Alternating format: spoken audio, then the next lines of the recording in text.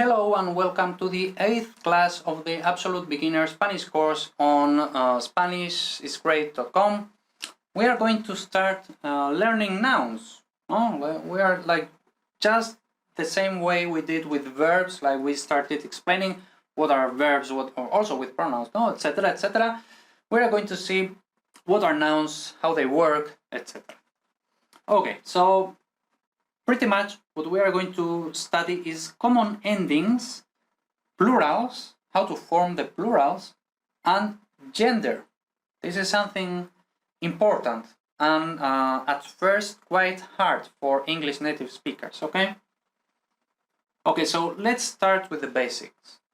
Nouns are the words which refer to things, people, animals, concepts, etc. For example, the word noun is a noun, okay? In English, nouns usually have a singular form, for example, noun, and a plural form, for example, nouns, okay? Noun, nouns, cat, cats, I don't know, table, tables, etc. Nouns are also the words that can be preceded by determiners, such as articles, so for example, a noun, the nouns, etc. Or this noun, these nouns, those nouns, some nouns, etc. Okay, so those are nouns, quite easy. Now, the biggest difference between Spanish and English is that Spanish nouns have gender, okay? That is masculine or feminine, even if they refer to an object. So for example, a table has gender, a computer has gender, a lamp has gender, okay? So everything has gender in Spanish. Okay, don't freak out yet. Since English nouns don't have gender per se, okay, this basic characteristic is problematic at first to English speakers, okay?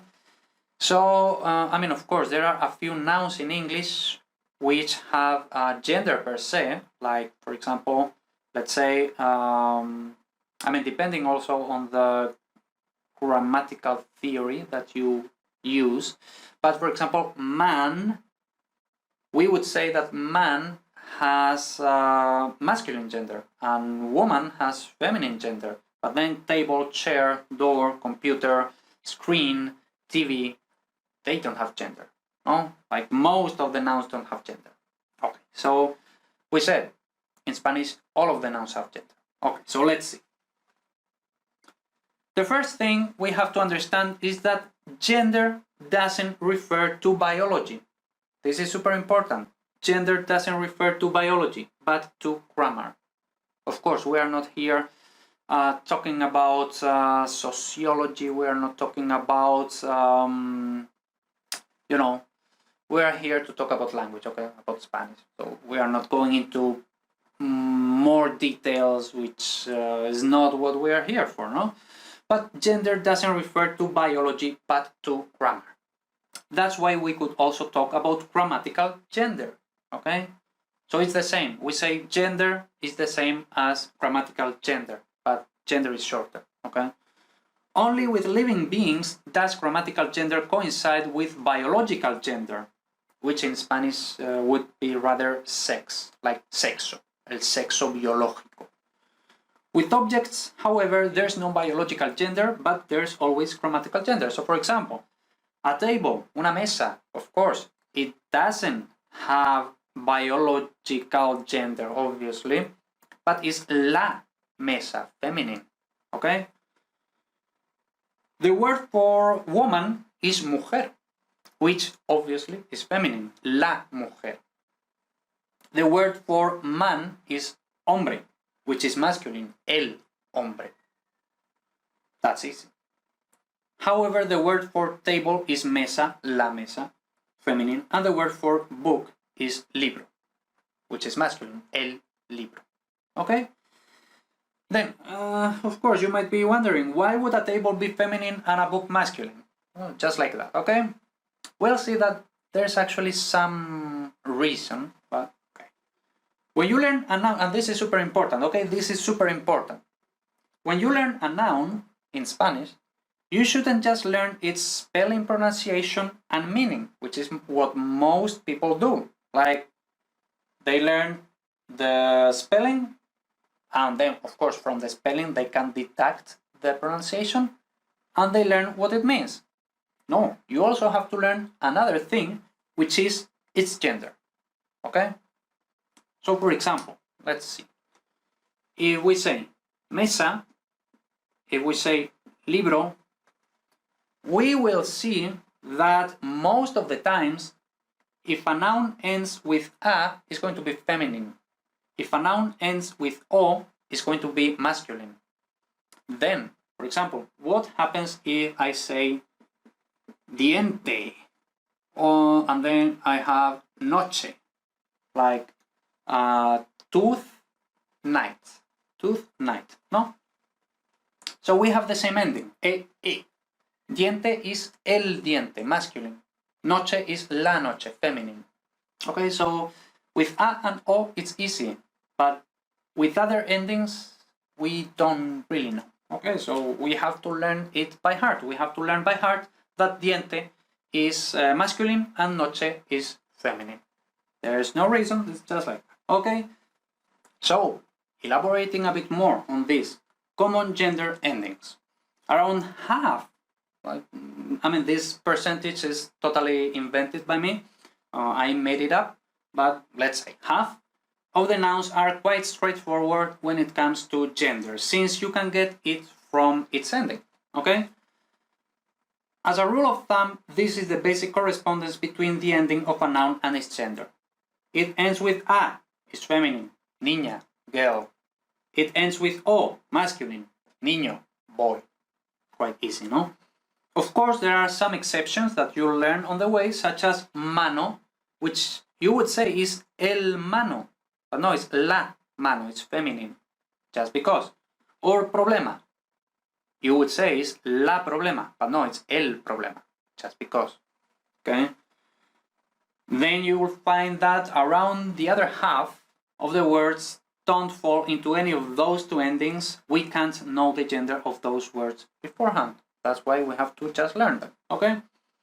There are some common suffixes such as dad or tad, usually English t. For example, universidad or libertad.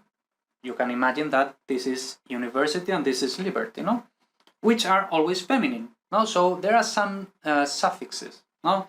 Dad, tad are two of them. There are more, no?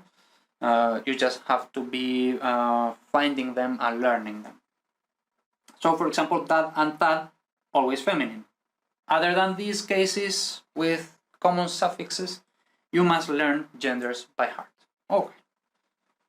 So that's gender. Okay, that's gender, like a decent introduction to gender. Now, plural. This is much easier. Okay, plural, because English also has plural, no? So it's going to be easier. It is quite easy to make the plural of a noun from its singular, and also to form the singular from its plural, okay? In general, you just have to add s to the singular form to make the plural. So for example, we have puerta, door. So puerta, we add s, and we have puertas, doors. Quite easy. Cuaderno, notebook. We add s, we have cuadernos, notebooks. Quite easy. Now, this is a, o, but if the word ends with a consonant, then you need to add es. Okay? So, for example, pared, paredes, papel, papeles, poder, poderes, camión, camiones. Again, don't worry right now about these acentos, okay? Don't have to worry. So yeah, we see pared, we just add es. Papel, es. Poder, es. Camión, es. Quite easy. Now, what do these words mean? Pared is wall, a wall, no? Papel is paper. Poder is power. And camión is like a truck, no? A truck that you drive and with stuff, no? So, yeah, that's it. Also, careful, because before I said a, o, but here in the theory, in the explanation, I don't mention a, o. This is because, like, in general, like, every every vowel. It can also be e. No? So for example, it could be diente. We just add s. No? So dientes. Noche. We just add s. So it would be noches. Okay, so with vowels, just add s. With consonant, es. And that's it. So, I mean, and then of course, there are exceptions to everything we have studied in this class. Of course, there are always exceptions. But this is kind of like, let's say, 99% of the cases. Of course, I always make up all the percentages, unless I explicitly say that I looked it up. But usually I just make up percentages, but quite accurate. Okay? Nothing. We have finished this class. See you in the next one.